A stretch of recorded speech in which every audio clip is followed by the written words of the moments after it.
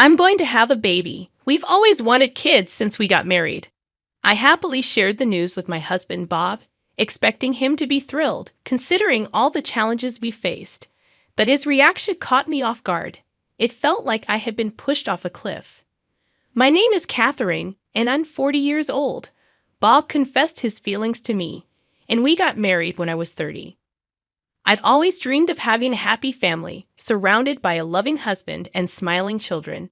Despite my serious nature, I hesitated to get into a relationship, and before I knew it, my 20s were almost over, making me increasingly anxious. Both my sisters were already married, adding to the pressure. When Bob confessed, I quickly responded, and we started dating. We worked together, and since I knew Bob's personality from our interactions, I felt positive about him. Despite only dating for a year, I was drawn to his cheerful and easygoing nature, something I lacked. Believing we could complement each other well, we decided to tie the knot. I'm usually overly optimistic. I think we need someone serious like you, Catherine. I believe with you, we could lead a stable life and make a great couple. Hearing these words from Bob meant a lot to me, as I had always been a bit self-conscious about my serious nature. While we weren't head over heels in love, I could confidently say there was love between us, and I believed we could have a happy married life. After getting married, we both had jobs. Being in our 30s, we decided it was time to think about having children. Since we held senior positions, our salaries were quite high. We had our hearts set on having 2 children and eagerly looked forward to the day they would become part of our lives. Until then, we committed to working hard to secure a good future for our family. However, even after 2 years of marriage, I wasn't pregnant. In the first year, we shrugged off the disappointment, reminding ourselves that having a child is a blessing that can't be rushed. "We've only been married for a year. Let's not hurry things," Bob would joke, lifting my spirits whenever I felt down. So at that time, I believed it would happen soon and looked forward to it without anxiety. However, as the second year passed, the reality that I still wasn't pregnant began to weigh on us. Bob, too, became somber, expecting that by now, we would naturally have a child. Our shared anxieties led to disagreements, and heated arguments became a part of our routine. Considering our age, the fact that we hadn't conceived yet was concerning. Bob suggested we get checked out at a hospital once we cooled off from our argument. I agreed, thinking it was a practical approach. Both of us underwent tests, and fortunately, there were no health issues, easing my worries about potential fertility problems. The doctor suggested it was simply a matter of timing, so we continued our efforts, diligently following any advice given. Despite our efforts, tensions increased, and arguments became more frequent. Our home, once envisioned as a happy, smile-filled place, now had minimal interaction. However, I refused to give up, believing that once we had a child, the life I had imagined would become a reality. Finally, after 10 years of marriage, I discovered I was pregnant. While my sisters had already started their families, and I had been envious for a long time, now I too was expecting. The moment I heard the test results, overwhelmed with joy and the realization of a long-held dream, I broke down in tears for an extended period. The inability to conceive had been a source of sadness, but now I felt an overwhelming sense of happiness. Though we initially wanted 2 children, at this point, I was content with just one, as long as the baby was born healthy. That was all that mattered as I lovingly caressed my belly, wishing for a healthy child. After leaving the hospital, brimming with happiness, I couldn't resist grinning as I immediately called Bob to share the news. However, it appeared he was at work and abruptly ended the call, seeming a bit curt. I felt a twinge of guilt for calling during work hours and realized my excitement got the better of me, so I decided to wait and tell him about the pregnancy when he got home and had a chance to settle down. "I had a checkup today and learned I'm pregnant. We're finally going to have a baby." I intended to deliver the news calmly, but my happiness overflowed, and I excitedly shared it with him.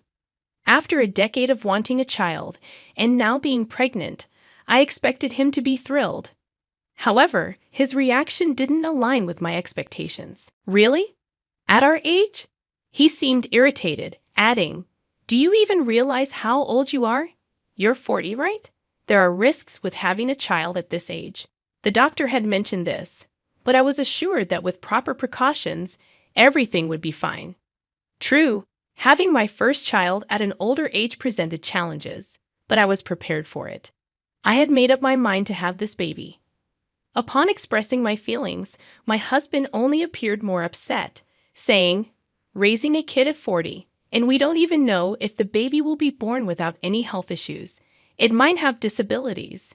He believed that with advanced maternal age, only children with problems are born, and he didn't want to deal with caregiving. He argued that he wants care in his old age but doesn't want to be burdened with taking care of a child with special needs. It felt like he saw our child as merely a convenient tool. "It's your child too, you know? How can you say such things after all we've been through? We're finally blessed. Aren't you happy?" I retorted in frustration, expressing my commitment to cherish our child, disabilities or not. In his anger, he blamed me for the delayed pregnancy and even threw out the suggestion of divorce. "That's it. Let's get a divorce." Initially, I struggled to comprehend my husband's words and instinctively asked him to repeat it. Why would such a comment follow the joyful news of my pregnancy? What did he mean? He then proceeded to express his dissatisfaction with our life together. Now at 40, he felt the pregnancy was overdue. My constant seriousness, which he once thought suitable for marriage, now seemed like a mistake. My husband's harsh words hurt, but some of them strangely resonated with me.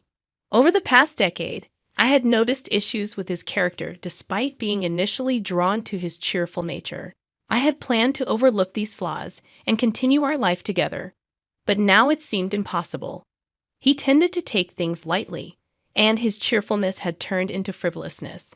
Quarrels over various matters, not just the child, had cooled our marital relationship. I sensed a misalignment in our values, and this incident solidified my realization. I wanted a child, so I endured our differences, but now I think it's enough. I'd rather not have a father who doesn't cherish his child. When he insisted on the divorce, I agreed. A week after confirming the pregnancy, our divorce was finalized.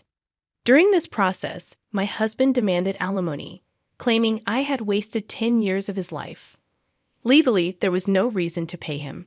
In fact, I countered that if anything, I should receive alimony. He seemed to abandon that idea, but then he refused to pay child support. Initially, I wanted him to contribute for the sake of the child, but his stubbornness made it challenging. Frustrated and wanting a quick separation, I decided to seek child support under the condition that he would have no contact with the child. In terms of our assets, since we both worked and split monthly expenses evenly, and we rented our home, there was no property division. This allowed me to take all of my savings without any dispute. Knowing that he had spent a significant amount on his hobbies, keeping the savings private was crucial. Although I never disclosed the exact amount, he agreed to forego property division swiftly. I had been prudent with my savings, providing me with a sense of security that they would last about 5 years, even if I couldn't work post-divorce. Packing my belongings, I promptly returned to my parents' home in Nebraska, where both were in their 80s but in good health. They warmly welcomed me back, expressing joy about my pregnancy. Despite the disappointment from my ex-husband, witnessing my parents' happiness finally brought me relief. I was determined to ensure the safety and well-being of my child.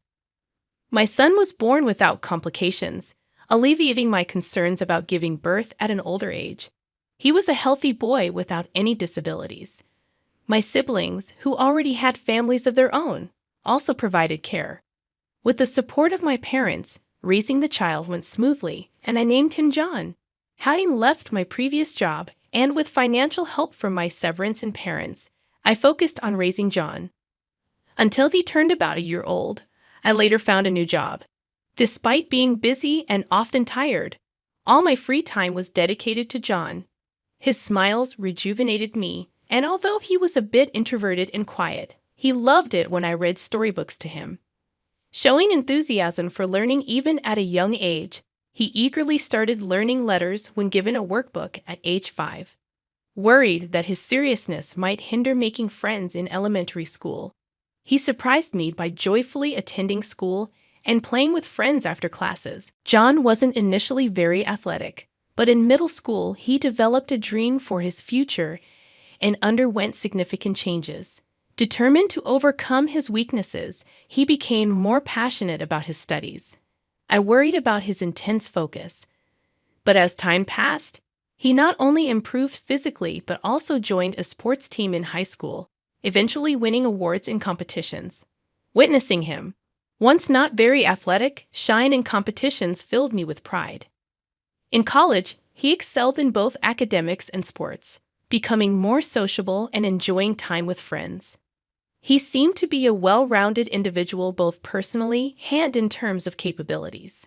I felt there was little for me to worry about, that I remained vigilant and ready to support and protect John if needed. Fortunately, for now, it didn't seem necessary. Finally, he landed the job he always wanted and moved out, but we kept in regular touch. Occasionally, he visited with gifts, helped around the house, and remained considerate. He turned out to be a wonderful son. Despite not being the best father, he grew up to be a remarkable young man, and I couldn't be prouder. After 25 years since the divorce, I turned 65 and retired. I had worked hard to ensure I wouldn't be a burden on my son in my later years. Despite retiring, I remained energetic and planned to keep working. When I shared this with my son, he wanted to properly celebrate my retirement and upcoming birthday, suggesting we go out for a meal. Aware of his busy schedule, only in his second year at work, I told him that the thought alone was enough. However, he insisted, saying, "I owe you a lot, Mom. I've gotten used to work, and I've got more time now. Don't worry about me." Since high school, he had consistently expressed gratitude and thanked me for everything. Each time, I was overwhelmed by how wonderfully he had grown. Starting work seemed to have given him a renewed sense of gratitude. "You faced challenges as a single mom, but you always supported me in everything I wanted to try. Thanks to you, I'm living my dream now." My son expressed his gratitude, feeling that he had a comfortable childhood despite the struggles. It felt like something any parent would do, but hearing his appreciation, I couldn't refuse. Overwhelmed with emotion, I agreed, and we planned to have dinner at a restaurant he had booked, followed by shopping for my birthday present. I looked forward to the day. On the chosen day, I dressed up a bit and went out with my son. We strolled to the restaurant, chatting happily, and I felt proud looking at my grown-up son.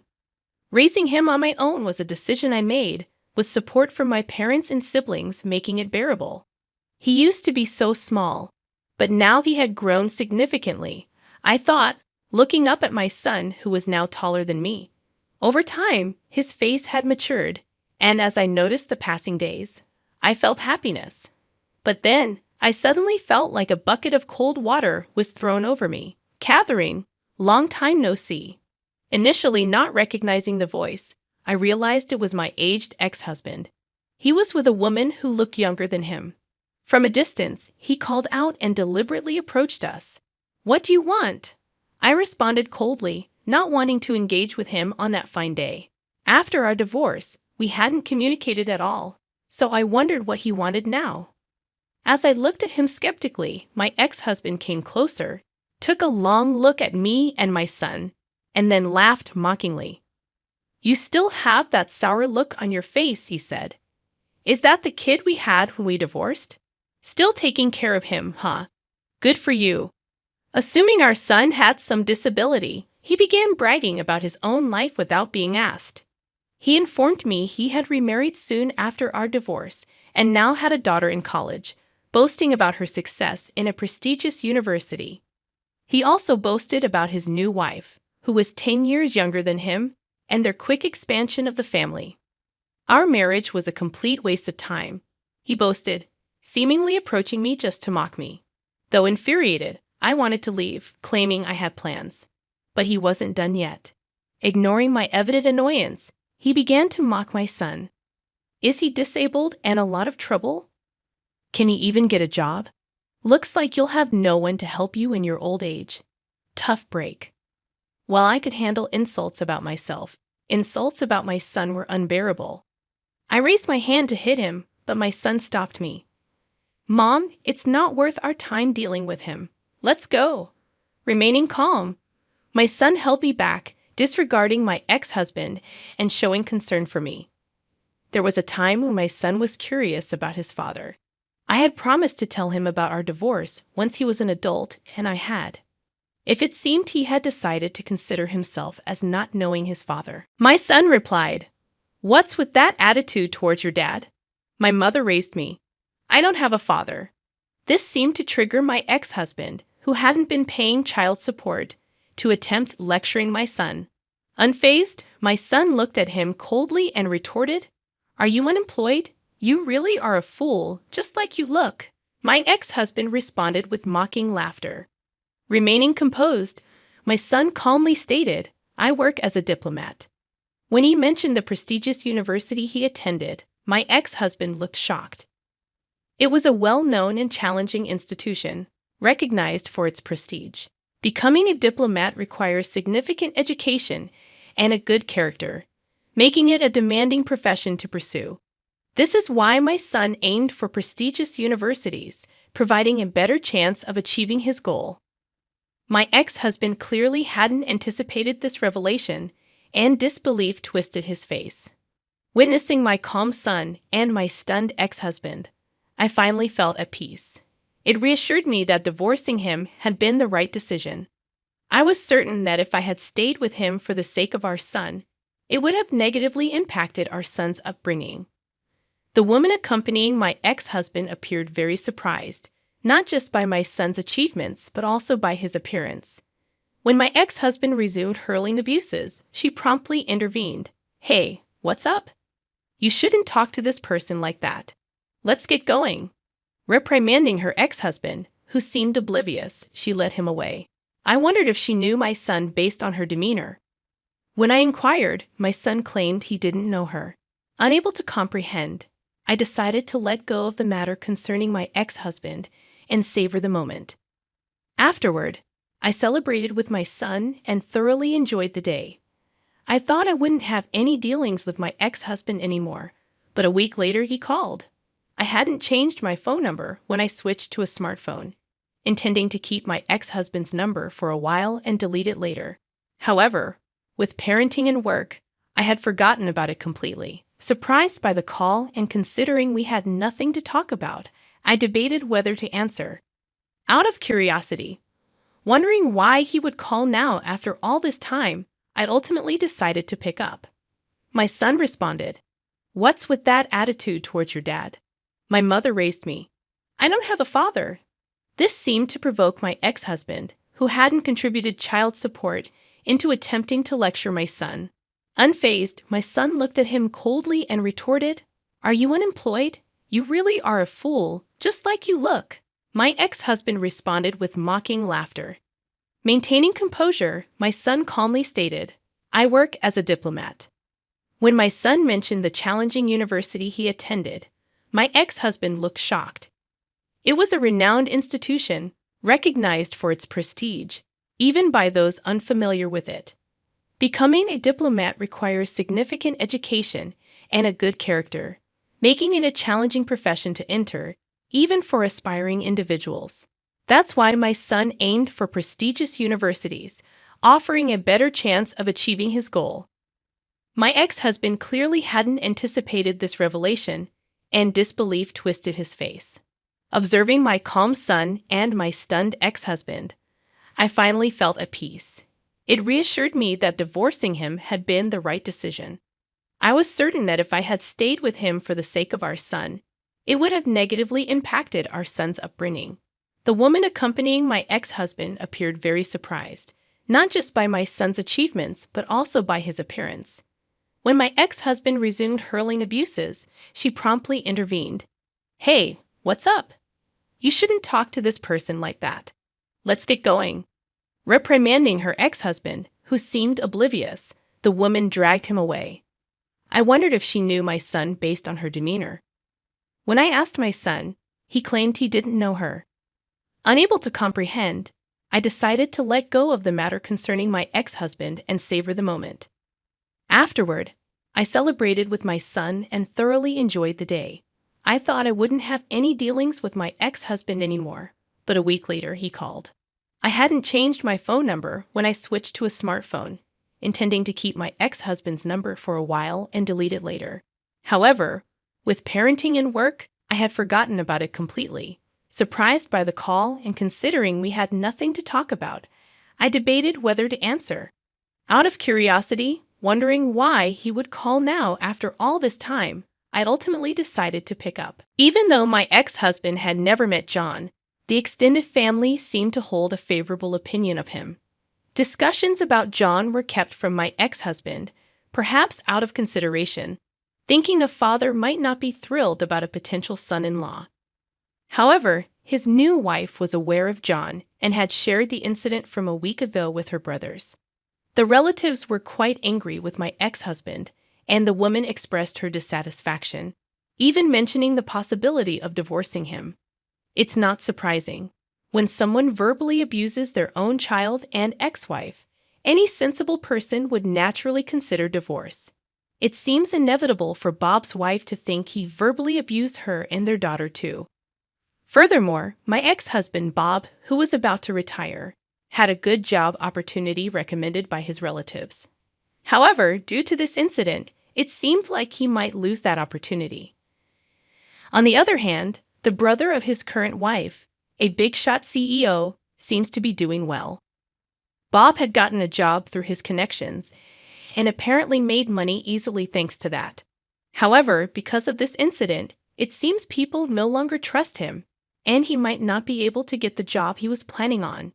He reached out, suggesting that our son John should help him out in his time of trouble. However, Bob, who never really cared about our child and didn't even pay child support, just wanted to use him for his own convenience. I was beyond angry at Bob's audacity. After all those hurtful things he'd said, the very thought of living with him again made my skin crawl. Despite Bob suggesting that we get back together and live with John, I firmly declined, emphasizing that John doesn't owe him anything. I don't want to live a lonely life in my old age, Bob insisted. But I stood my ground, remembering his past actions. Since then, John and I have been living our lives smoothly. When I mentioned Bob's call to John, he told me that his relationship with his boss was still good.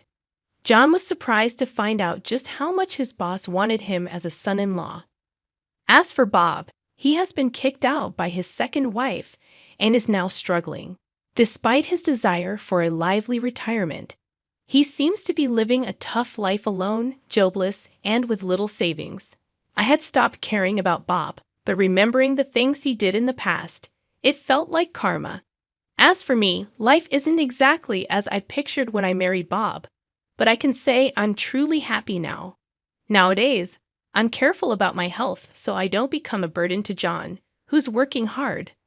I enjoy my peaceful life living alone and look forward to the day John introduces me to my future daughter-in-law, and I get to meet my grandkids. Every day, I live my life happily and energetically.